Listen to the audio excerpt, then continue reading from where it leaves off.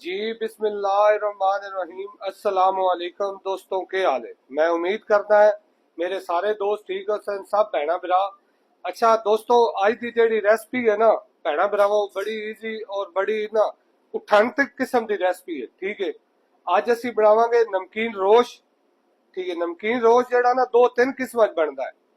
अच्छा, ये केपी वाले जेड़े नो अलग बनाते हैं, जेड़े क्वेटा वाले नो अलग बनाते हैं। असी बनावांगे क्वेटा स्टाइल विच नमकीन रोश। असी जेड़ा ना साडे कोल 5 किलो मटन है, मटन दा बनावांगे। थोड़ी मर्जी है, तुसी बीफ दा बनाओ या दुंबे दा बनाओ, लेकिन असी जेड़ा ना 5 किलो दी रेसिपी तुहानू देंगे नमकीन रोश दी। बड़ी इजी और बड़ी जेड़ा ना आसान रेसिपी है, क्वेटा स्टाइल विच बनावांगे। चलो तुहानू जेड़ा ना नमकीन रोश दी रेसिपी देने सब भैणा भरावन। लेकिन रेसिपी देने तो पहले रिक्वेस्ट है कि टिकटॉक दी आईडी नाल यार यूट्यूब चैनल दा जेड़ा ना लिंक लगा है, उत्थे जाके वीडियो लाइक भी कर दिता करो ते चैनल नो भरावो सबसक्राइब भी कर दिता करो। ते टिकटॉक ते दस्या करो कमेंट करके तुसी जेड़ा ना केड़ा शहर है केड़े मुल्क विच जेड़ा ना साडी वीडियो देखते हो। वीडियो बड़ी जेड़ा ना मेहनत नाल बनाई दी है। चलो तुहानू जेड़ा ना नमकीन रोश दी रेसिपी दसदे हां कि नमकीन रोश किस तरह बनदा। अच्छा भाईजान, तुसी देख रहे हो ए प्याज है।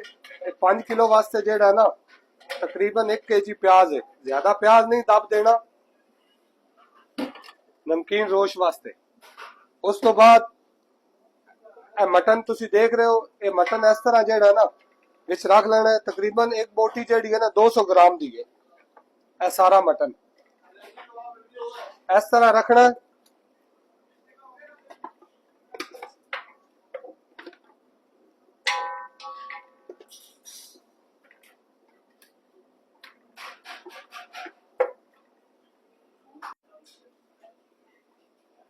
अच्छा भरावो, इस तरह जेड़ा ना 3 तो 4 पीस जेड़ा ना दुंबे दी चर्बी पा लेनी है। ठीक है, उस तो बाद आलू है साइज दे कट लेने।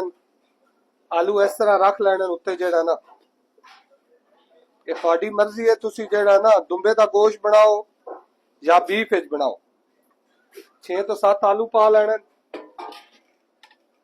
उस तो बाद देख रहे हो अदरक और लसन है, इस तरह कट लेना। अदरक को छिल के जेड़ा ना 5 तो 7 हरियां मिर्चा।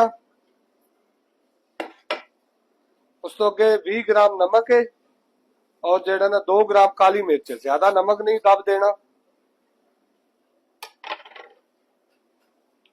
और 3 किलो पानी है। इस तो ज्यादा पानी भी नहीं होना चाहिए। इन जेड़ा ना अग ला लवांगे, घी हले नहीं पाना, उबाला आ जाएगा फिर जेड़ा ना वो तो घी पावांगे। पानी घाटी रखना, पानी ज्यादा नहीं दब।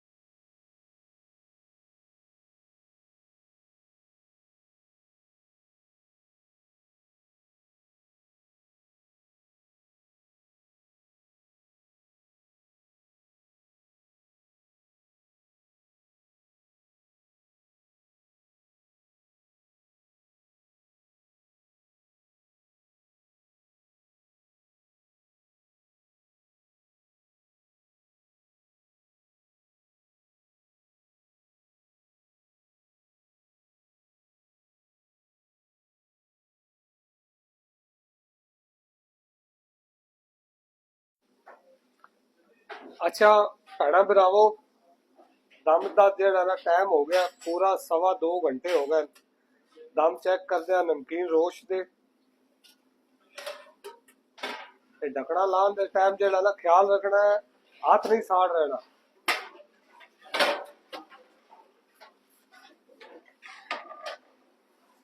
हाय हाय हाय हाय हाय हाय हाय,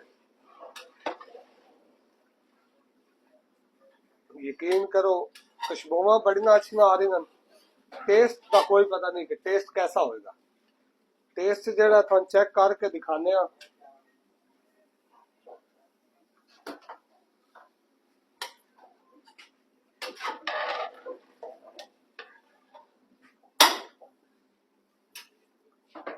अच्छा भाईजान, रेडी हो गया। ਹੁਣ ਤੁਹਾਨੂੰ ਜਿਹੜਾ ਨਾ ਇਹਦੀ ਪਲੇਟਿੰਗ ਕਰਕੇ ਦਿਖਾਉਂਦੇ ਆ, ਟੇਸਟ ਵੀ ਚੈੱਕ ਕਰਕੇ ਦਿਖਾਉਂਦੇ ਆ ਕਿ ਟੇਸਟ ਕਿਸ ਤਰ੍ਹਾਂ ਦਾ।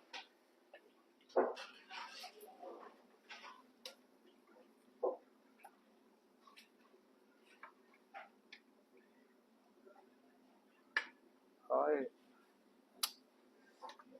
ਕਸ਼ਬੋਵਾ, ਫਿਰ ਨਾਲ ਇੱਕ ਆਲੂ ਹੋਵੇ, ਫਿਰ ਇੱਕ ਹੋਵੇ ਚਰਬੀ ਦਾ ਪੀਸ। ਹਾਏ ਹਾਏ ਹਾਏ।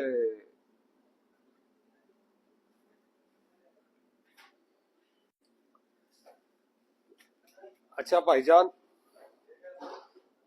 ਗੋਸ਼ਤ ਚੈੱਕ ਕਰ ਸਕਦੇ ਹੋ ਤੁਸੀਂ ਜਿਹੜਾ ਨਾ ਕਰਦੇ, ਮਾਸ਼ਾਅੱਲਾ ਕਿਸ ਤਰ੍ਹਾਂ ਜਿਹੜਾ ਨਾ ਸੌਫਟ ਹੋਇਆ।